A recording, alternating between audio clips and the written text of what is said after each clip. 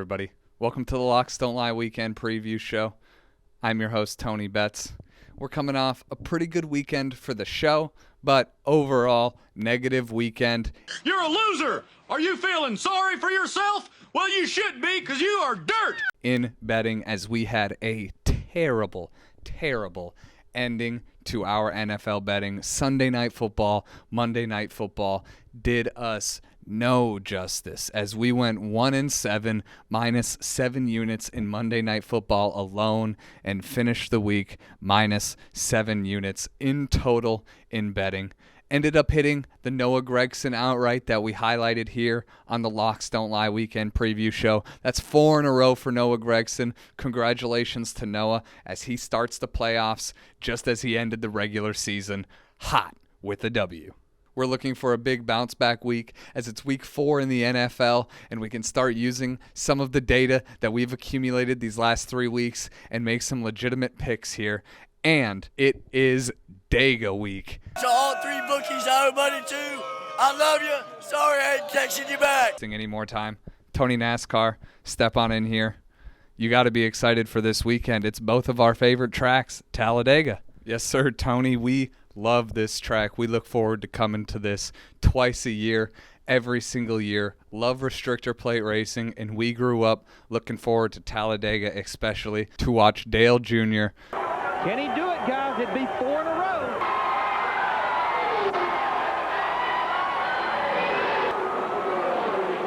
And get what should have been 6 in a row. We're not here to talk about that, though. We are here to talk about the stacked weekend of racing, Tony.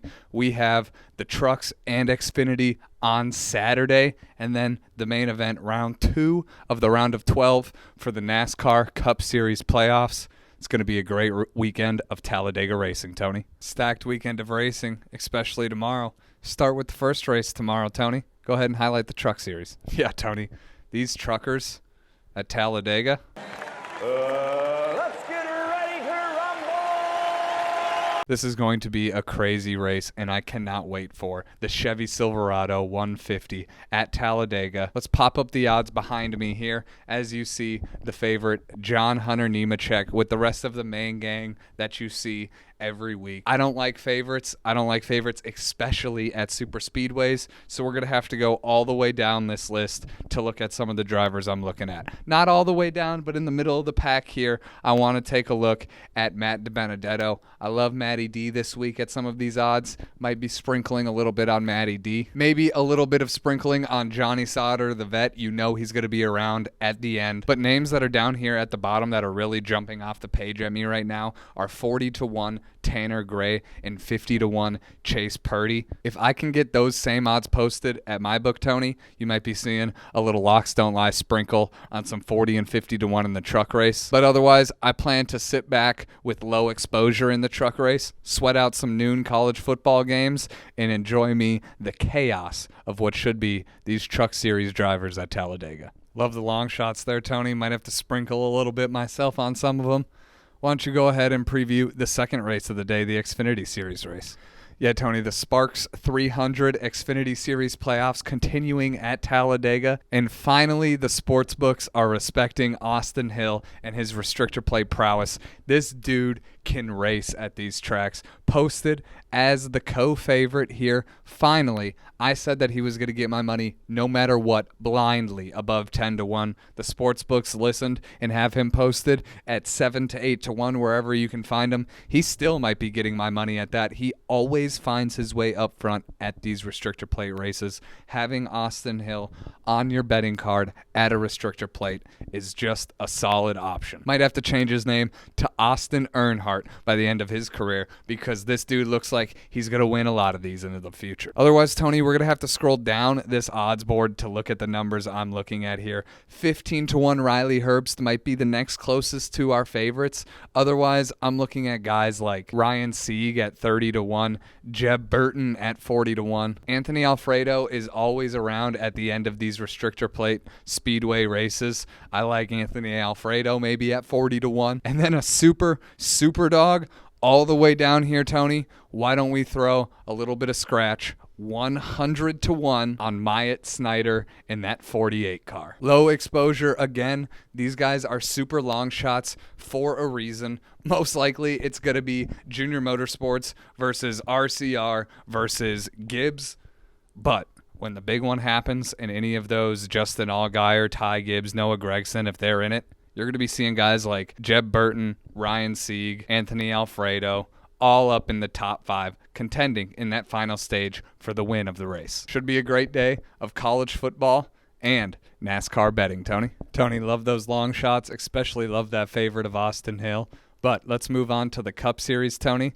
Go ahead, preview the Yellowwood 500 for us. Yeah, Tony, let's pop up the odds and start scrolling all the way down because I don't even want to waste time on the favorites here because they're most likely not even going to get any of my money. I'm going to have low unit exposure, but I'm going to have some bets on some super, super long shots. I'm going to sit back, relax, most likely know that I donated to Vegas, but be happy when I'm sweating out a 100-1 possibly at the end of the race. So let's take a look at some of these guys I'm looking to highlight all the way down this odds list right here. And the highest guy I can take a look at right here possibly is 50-1 Justin Haley. He finds himself up front during these restrictor plate races. Very good driver, just not the best equipment, but he has been outperforming that equipment all year. Equipment matters nothing here at super speedway races, so you're going to see guys just like him riding up front and contending for laps led all day long. Otherwise, I'm looking at guys all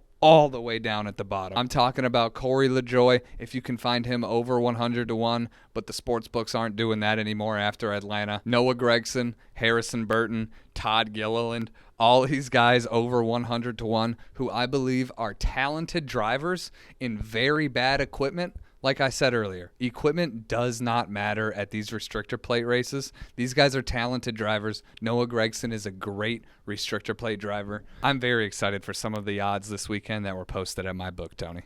Great stuff as always, Tony. I'm excited for Dega. I know you are. Enjoy the races this weekend. Hopefully we get them with the hurricane. You stay dry.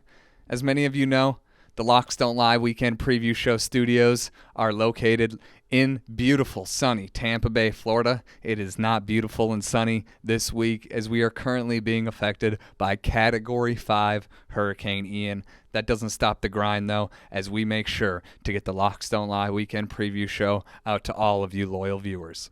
And speaking of the hurricane, if it is in the middle of the week, Hurricane Ian hitting Florida, that means the winds and storms are going to be going all up and down the East Coast and affecting a lot of games this weekend in both college and NFL football. And who better to help us live on the scene of the hurricane? Do we have him? Do we have him, guys? Are you guys sure? All right, let's see if we have him here. We are calling up live. Let's kick it to Tony Weatherman as he is on scene for Hurricane Ian. Tony, how's the weather going to be this weekend? It's going to rain! Alrighty. Got it. Thanks, Tony. And now that we've heard from Tony Weatherman, it's time to kick it to the man of the hour, Tony NFL. Step on in here. Tony, rough ending to a great Sunday.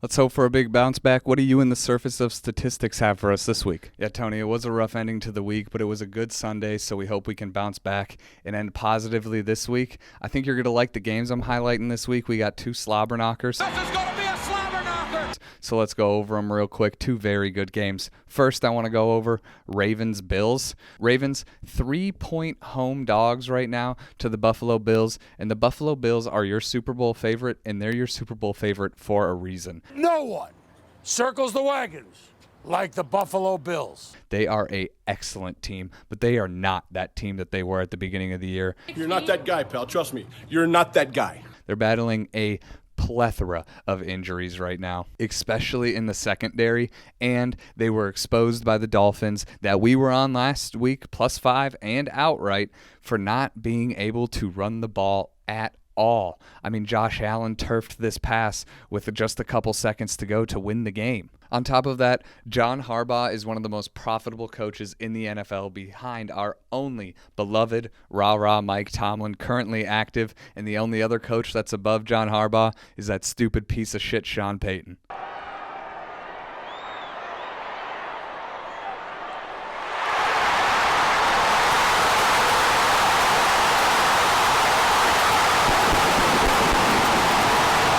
Cousins throws, passes. Some of the trends for John Harbaugh: 48, 33, and 3 against the spread as a dog, Tony.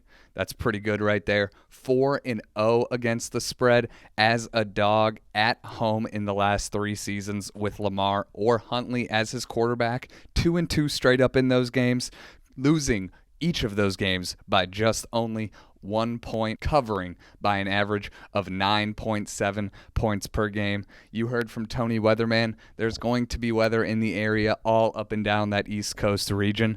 Give me the Ravens as home dogs plus 3.5, Tony. Tony, you are always able to sniff out those puppies. What's your second matchup of the day? Yeah, Tony, the next game I want to highlight to you is the main event of Sunday Night Football, Bucs-Chiefs. The Bucs, I believe, are going up to Minnesota to be playing this game. And I like the Bucs money line at anything plus money you can get. The Bucs defense has been incredible this season, only giving up 3 touchdowns in the 3 weeks that we've played football this year. Both QBs are very good for their trends coming off a loss. If you're interested, Patrick Mahomes 10-3 against the spread off of a loss, but you got to back the GOAT Tom Brady here, as he is 66, 36-2 off of an ATS loss since 2003, covering by an average of 5 points per game, 11-3 against the spread in Tampa off of an ATS loss, covering by an average of 7.8 points per game. And it gets even better as he's 43-16 ATS off of a straight up loss since 2002, 32-6 ATS off of a straight-up loss as an underdog of 7 points or less, 17-1 off of a straight-up loss as an underdog or a favorite of less than a field goal, and 10-0 ATS off of a loss as a dog of 3 points all the way down to a pick'em, covering by an average of 8 points per game. You have got to give me the Bucs at plus money here, Tony. Look at you go. Tony NFL, Tony Stats, Tony Trends. Thank you for taking your time once again this weekend, especially during the hurricane.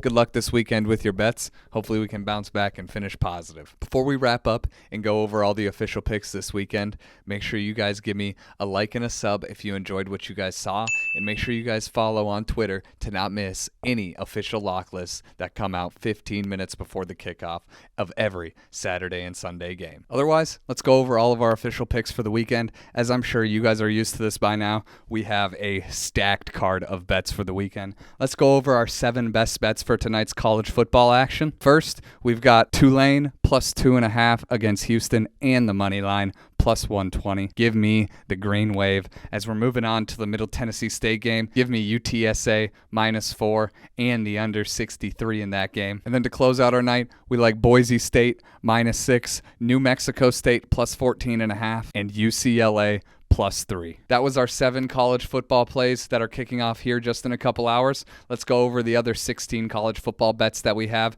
for this weekend on Saturday. Starting at noon, we got Navy plus 14.5, Boston College plus 15.5, and Texas State plus 22. Give me the over 50 in that Texas State JMU game as well. Buffalo plus 1, under 58 in the Central Michigan Toledo game, and I'll lay 2 with Baylor against Oklahoma State. Scary one, but I got Northwestern plus 25 against Penn State. We'll lay the 3 with Iowa State, under 60 in the Michigan State-Maryland game, as we believe we're going to have some Ian wind up in Maryland at the time. Georgia Southern plus 10, Charlotte plus 3, and ULM plus 7. We'll wrap up our college football Saturday with Troy plus 5, San Jose State money line, and Colorado plus 17.5. But that's not the only action we have on Saturday. Like we highlighted earlier with Tony NASCAR, doubleheader NASCAR playoff races, as we've got the trucks and the Xfinity. Let's go over all those picks, as we only have 1.5 units of exposure over the 2 races. As you can see here,